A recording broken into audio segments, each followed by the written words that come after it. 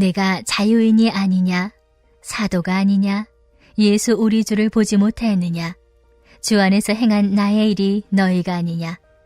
다른 사람들에게는 내가 사도가 아닐지라도 너희에게는 사도이니 나의 사도됨을 주 안에서 인친 것이 너희라.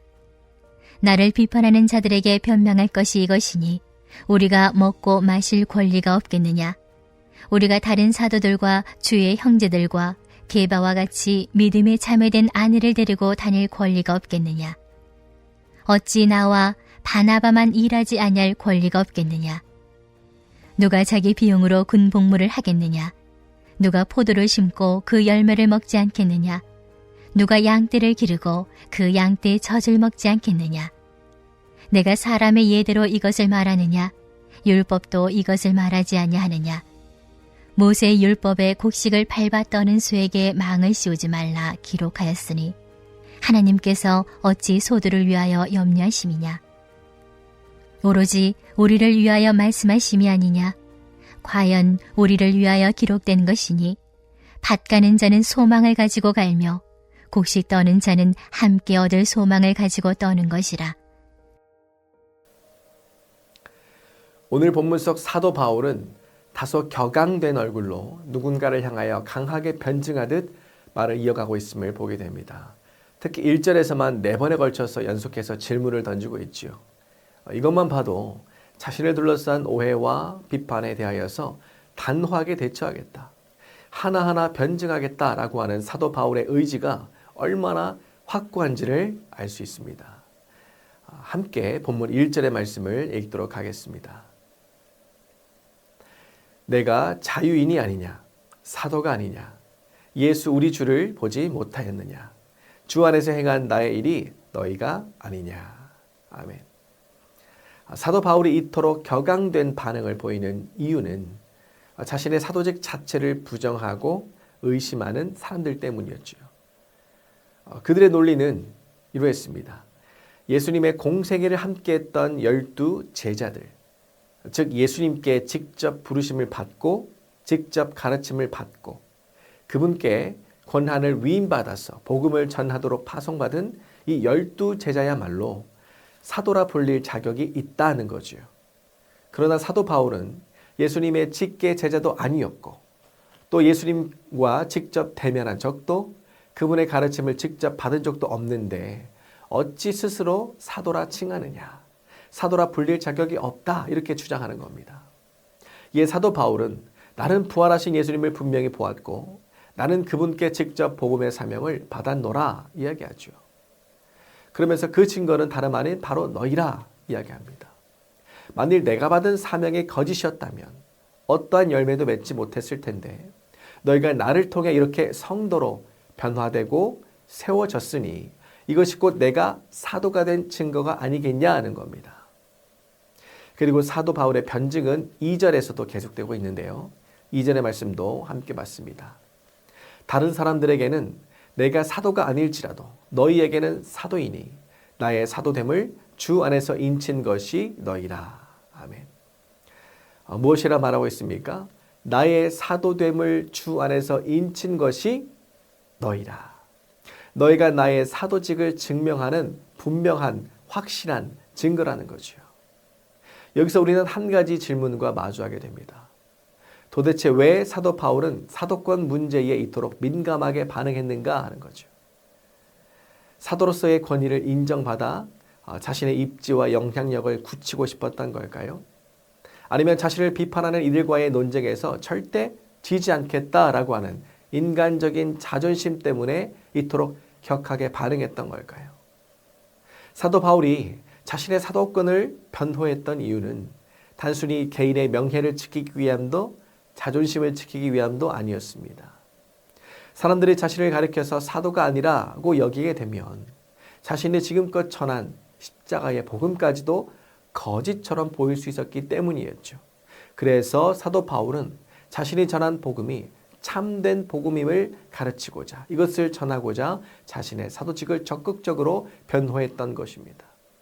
여기에 더하여서 사도 바울은 사도로서 마땅히 누릴 수 있는 권리들이 있는데 그 모든 권리를 사도이기에 기꺼이 포기하겠다 말합니다.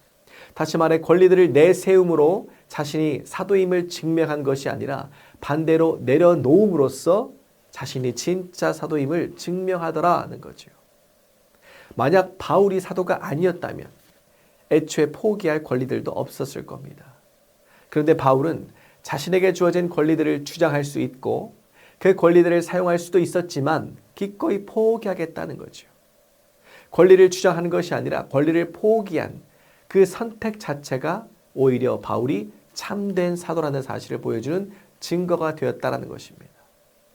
이러한 역설적인 논리로 사도 바울은 자신이 복음을 위하여 권리를 내려놓았다라고 하는 사실이야말로 자신이 사도된 분명한 증거라 말하고 있는 것입니다. 본문 4절에서 6절까지의 말씀을 함께 읽도록 하겠습니다. 우리가 먹고 마실 권리가 없겠느냐? 우리가 다른 사도들과 주의 형제들과 게바와 같이 믿음의 자매된 아내를 데리고 다닐 권리가 없겠느냐? 어찌 나와 바나바만 일하지 아니할 권리가 없겠느냐? 아멘. 자, 여기서 보면 사도 바울은 자신이 포기한 권리들을 하나씩 설명하고 있죠. 먼저 4절에서 먹고 마실 권리는 단순히 식사할 자유를 말하는 게 아닙니다. 사역자가 공동체로부터 생활에 도움을 받을 권리를 뜻하죠. 이어 5절에서 믿음의 자매된 아내를 데리고 다닐 권리를 말합니다. 사도들도 가정을 이루며 배우자와 함께 사역하며 그 과정에서 공동체의 도움을 받을 권리를 뜻하죠. 그리고 6절에서는 일하지 아니할 권리를 말합니다. 이 말은 게으르게 살아도 된다는 뜻이 아니죠. 사역자가 생계를 위해 따로 일하지 않을 권리, 사역에만 전념할 수 있도록 도움을 받을 권리를 의미합니다. 이렇게 사도 바울은 사도의 마땅한 권리들을 하나씩 제시한 후에 이어지는 7절에서 이 세 가지 비유를 들어서 그 정당함을 설명하고 있습니다. 첫째로 군인은 자비로 군복무를 하지 않는다 말합니다. 둘째로 포도원을 가꾸는 사람은 그 열매를 먹는다 말하죠. 셋째로 양을 치는 자는 양떼의 젖을 먹는 것이 당연하다라고 말합니다. 무슨 뜻일까요? 이것은 어떤 일을 위해 헌신하는 사람이 그 수고의 대가를 받는 것은 자연스러운 일이라는 겁니다. 마찬가지로 복음을 위해 헌신하는 사역자 역시 공동체의 도움을 받고 생활의 필요를 공급받을 권리가 있다는 거지요. 그리고 9절에서는 사도 바울은 사역자가 도움을 받는 것이 단지 자신의 생각이 아니라 하나님의 말씀 안에서도 정당한 일임을 설명하고 있습니다. 본문 9절의 말씀을 읽어드리면 모세의 율법에 곡식을 밟아 떠는 소에게 망을 씌우지 말라 기록하였으니 하나님께서 어찌 소들을 위하여 염려하심이냐. 아멘. 이때 곡식을 밟아 떠는 소에게 망을 씌우지 말라라고 하는 표현은 사도 바울이 신명기 25장 4절의 말씀을 인용한 표현으로 당시 소가 곡식을 밟아 껍질을 벗기는 일을 하고 나면 곡식을 먹지 못하도록 막지 말라 하나님께서 말씀하셨다라고 하는 의미입니다. 이렇게 하나님께서도 일하는 소에게 먹을 것을 허락하셨는데 하물며 복음을 위해 수고한 사람이 공동체의 도움을 받는 것은 당연한 것 아니겠느냐라는 것이죠. 하지만 사도 바울이 권리들을 이야기한 이유는 진짜 이유는 자신의 욕심을 채우기 위해서가 아니었죠. 편안한 삶을 보장받기 위해서도 아니었습니다. 오히려 사도 바울은 나에게도 이러한 권리가 있다라고 하는 사실을 충분히 밝힌 뒤에 복음을 위해서라면 그 모든 권리를 기꺼이 내려놓겠노라 선언하고 있는 거죠. 그 이유는 그 권리들을 누리는 것보다 예수님을 사랑했기 때문입니다. 예수님을 사랑했기에 사도로서의 모든 권리를 포기했던 거죠. 죄인 중에 괴수 같은 나를 위하여 기꺼이 그 십자가의 길을 걸어가신 예수님의 발자취를 따르고자 그 예수님의 성품을 닮아가고자 사도 바울은 자기의 권리를 기꺼이 내려놓기를 포기하기를 소망했던 것입니다. 이러한 사도 바울의 마음이 빌립보서 3장 8절과 9절에 잘 나타나 있죠. 무엇이라 고백하고 있는지 들어보시길 바랍니다. 내가 그를 위하여 모든 것을 잃어버리고 배설물로 여김은 그리스도를 얻고 그 안에서 발견되려 함이니 내가 가진 의는 율법에서 난 것이 아니요 오직 그리스도를 믿음으로 말미암은 것이니 그 곧 믿음으로 하나님께로부터 난 의라 고백합니다. 사도 바울은 말합니다. 주님을 위해서라면 내 권리도 내 자랑도 내 편안함도 내려놓겠습니다. 주님을 위해서라면 손해를 보아도 괜찮습니다. 그 어떠한 것도 포기할 준비가 되어 있습니다. 고백하는 거죠. 그런데 여러분, 우리는 어떻습니까? 혹 우리는 예수님을 믿는다라고 믿을 입술로 고백하면서 예수님께서 걸어가신 길을 따라 가겠노라 다짐하면서 여전히 내 권리를 주장하며 내 권리를 지키고자 내 권리를 붙들고 살아가고 있지는 않습니까? 주님, 이것만은 안 됩니다. 여기까지는 드릴 수 없습니다. 이 부분만큼은 포기할 수 없습니다. 혹시 이러한 마음이 우리 안에 있지 않습니까? 어쩌면 그것은 우리에게 주어진 시간일 수 있습니다. 나의 삶이 온전히 하나님께 속했다라고 고백하지만 정작 하루 중 단 10분조차 주님보다 내 만족을 위해 사용하려는 것이죠. 또 그것은 내 것이라 여기며 붙들고 있는 물질일 수 있습니다. 나의 모든 것 주님께서 주셨노라 고백하지만 정작 주님을 위한 일에는 내 물질을 내어드리는 것을 아까워하는 거죠. 또 어떤 이에게는 내 뜻과 내 계획일 수 있습니다. 사람이 자기의 길을 계획할지라도 그 걸음을 인도하시는 이는 하나님이시라 입술로는 그렇게 고백하지만 하나님의 뜻을 앞세우기보다는 내 뜻을, 내 계획을 늘 앞세우는 거지요. 여러분, 오늘 본문 속 사도 바울이 우리에게 전하는 메시지는 분명합니다.